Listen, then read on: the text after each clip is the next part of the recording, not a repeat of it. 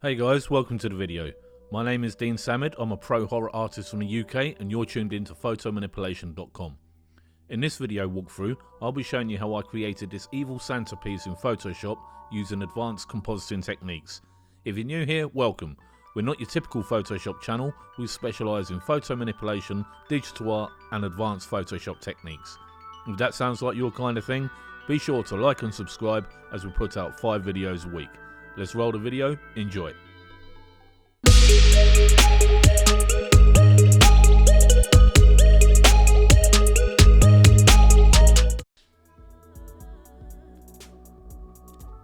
Okay, so what we'll be starting off with is a Santa Claus base image, and what you see going on here is an adjustment layer, a levels adjustment layer has been put in place to lighten up the dark regions of this stock image.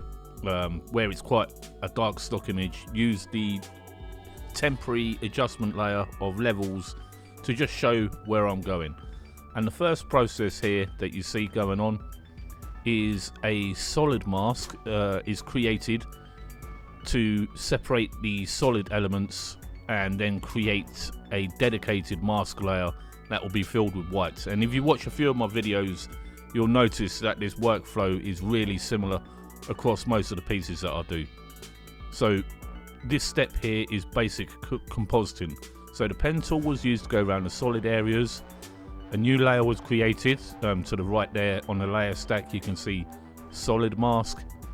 That was filled with white, and then we repeat that same process again for working with the fur.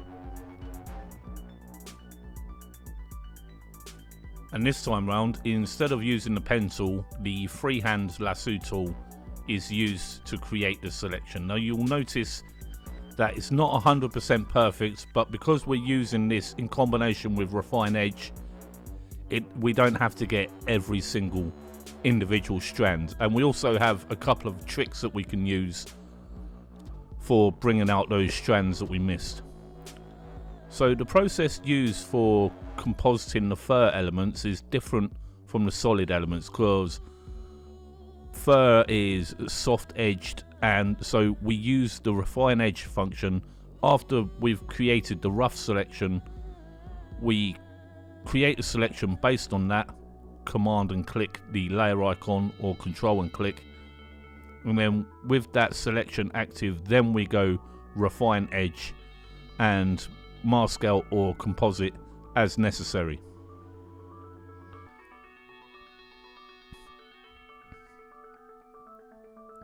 Now to pull out the strands of hair, a duplicate layer was added below and it was set to screen, and on a layer mask that was inverted to black. That gets rid of everything, and then with a soft white edge brush, the individual strands that were missed by refine edge were painted back in with that layer mode set to screen, so only the whites show up. We have another trick happening here to the fur to the left to get rid of that dark fringing around the edges. A new layer is added above, a clipping mask is added, then using the clone stamp tool we sample bits of fur and paint along the edge, and because it's on a clipping mask layer, all of that is constrained to within the fur, so you get rid of the dark or black fringing there. The majority of this composite works on the same premise. You create selections around the different individual areas, you fill those selections on their own layers, I call them mask layers, and then when you're moving forward with a composite, you can just command and click, create a selection. Say for instance I wanted to make the bag lighter or darker, I could use that selection and edit or process the bag as necessary. And the process that we were going through there was removing the fur inside face areas. So because we want it to retain its soft edges, we usually use refine edge for those processes and then the pen tool for the sharp processes. So in this instance, the orc character has very defined sharp outer edges. So we grab the pen tool, we create a path, close the path, copy the face, and then bring the face into the composite. We want the monster face to replace the stock photo man face. So the monster head is put into a layer group with a layer mask, and then the selections that we created previously, we can use them to control the visibility. We can get rid of, we can add, and have it so the orc face is showing through the furry parts of the Santa hat and Santa beard. It does look quite complex at this stage, and it's quite a tricky thing to explain, but the real power comes from the layer group and the layer mask. When we use those selections and refine edge to get the soft fuzzy edges of the Santa hat, the beard, etc., and then only the orc face is showing through, and that's the process that you're seeing here on screen.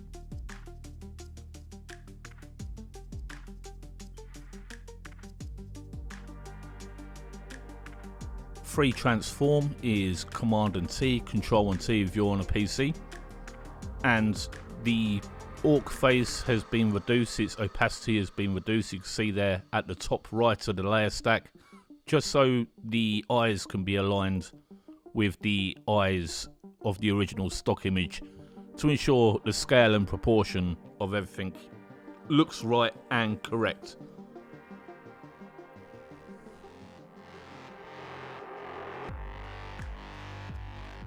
Once the face is in position, then it's a case of adding lighting or shadow. So the lighting of the orc face, we need a very subtle shadow to be cast by the fur in a similar fashion to how it cast on the original stock model image.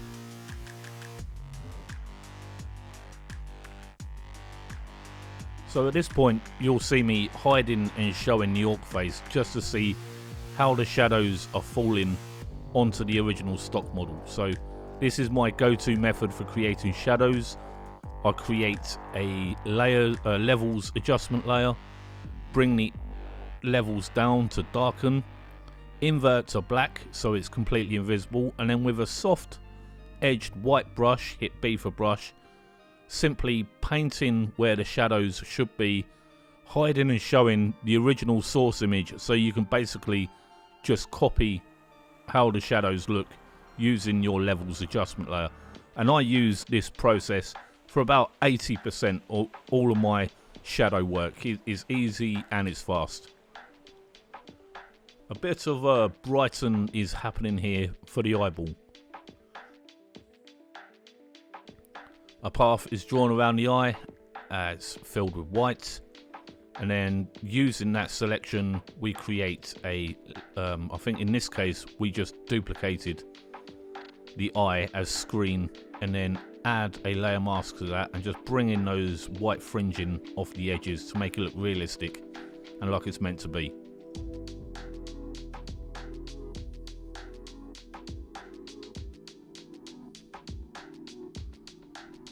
At this section, what we're going to be doing is taking the ears, and to get the ears in the correct position to match the Santa source image, the orc head had to be split in two parts and then the individual parts moved so they look like they're a part of the overall composite. And here you can see a little bit of housekeeping going on, just tidying up those edges using layer masks and simple soft edge brushes to create really good photo manipulation work. A lot of it is purely just straight up fundamentals, layer masks, adjustment layers. There's not really a great deal of hacks or tricks that go into a advanced piece like this. You'd be surprised. So what's going on here? A zombie torso has been brought in. The zombie is from our Ultimate Zombie collection.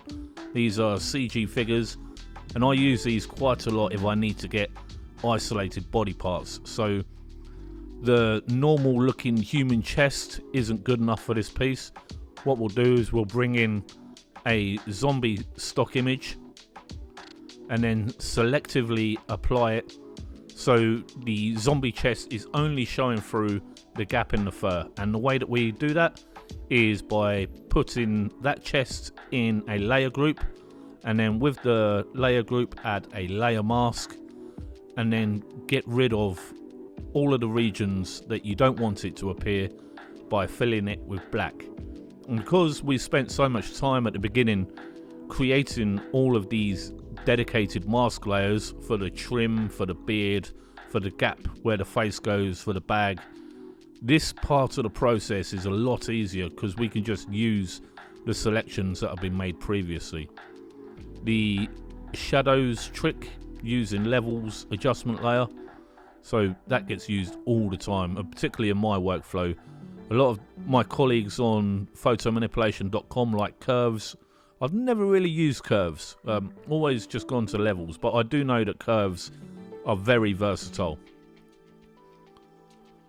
Similar process to what we did before with the fur and the trim, but this time we're doing it for the trim for the arms.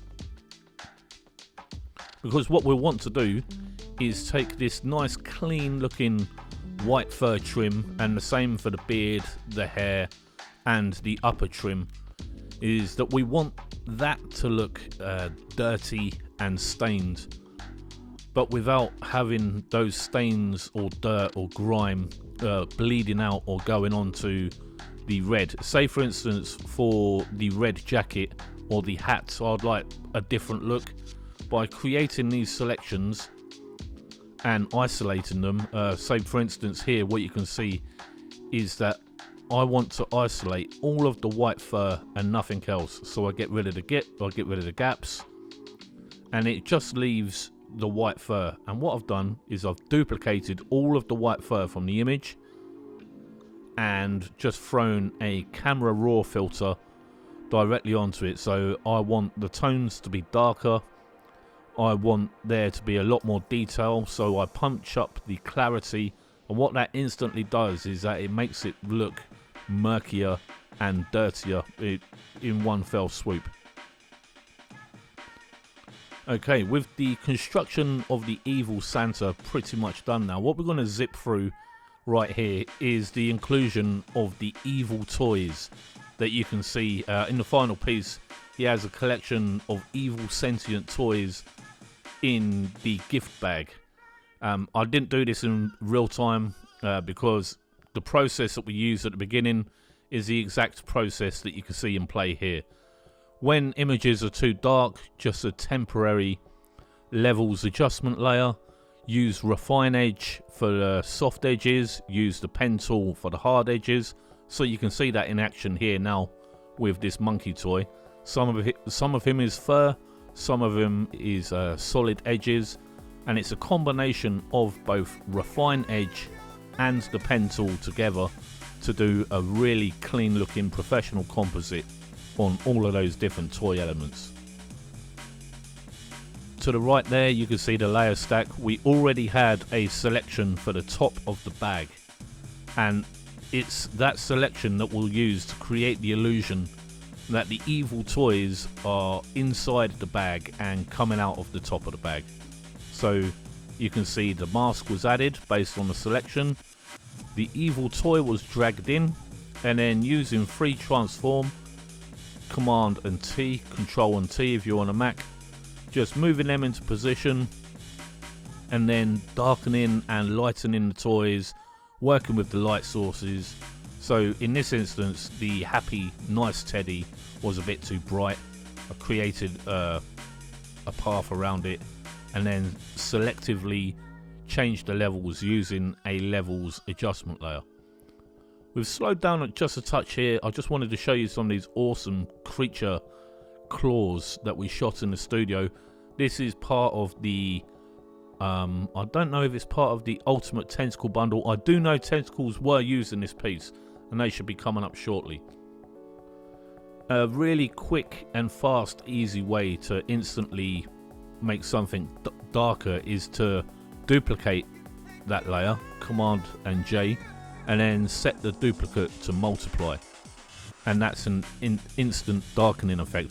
In some instances I use that process. So with the evil toy elements in place, it's now time to add some ambient lighting.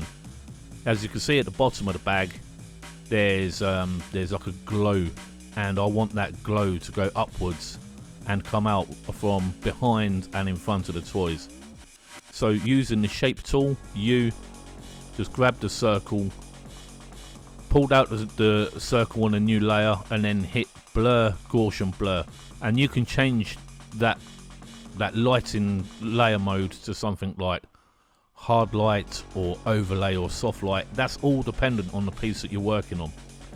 Clinton Lofthouse, one of the artists from our team, he likes to use things like vivid light and stuff like that, but I prefer to go to hard light or overlay for glowing lighting effects. And sometimes if you need it to be powerful and prominent, like for instance what you see here is I'm cutting out some Christmas lights using pen tool, and to create the lighting for these, so you can see I'm isolating just the bulbs, duplicating the bulbs, blurring them using Gaussian blur, and then setting the blur duplicate bulbs to something like screen. So these are tentacles from our Ultimate Tentacle bundle, just to give it that Lovecraftian finish. You can see we're finishing up now with just overpainted lights, and as I told you before, selectively adding grime to the fur trim. This particular grime, I only wanted it to be on the fur trim, so we use the selections that we created and then create a layer group and then paste these blood stains directly in there. I got these blood stains years ago, so I can't help you with a link for those. I'm sorry guys. It's a red blood stain on a white background, so we set the layer mode to multiply. That will knock out the lights and show the darks, and then with levels we can tweak the whites and we can tweak the darks to make the blood stains more or less prominent. And it's a similar process that we do for adding in rust. Any stock photos of rust is awesome for instantly dirtifying any kind of fabric or skin, any surface. If you want it to look aged, weathered or dirty, adding rust and changing the layer mode to something like soft light or overlay works really well. So we're coming up to the end of this now, just a final pop in camera raw, which I like to do to a stamped layer at the very top of the layer stack. And there we have it guys, an Evil Santa Christmas special. I really appreciate you tuning in for this one guys. If you can, please give us a like and subscribe, as we're a brand new channel and we'll take all the support we can get. So appreciate you tuning in. I'll catch you at the next video. See you then.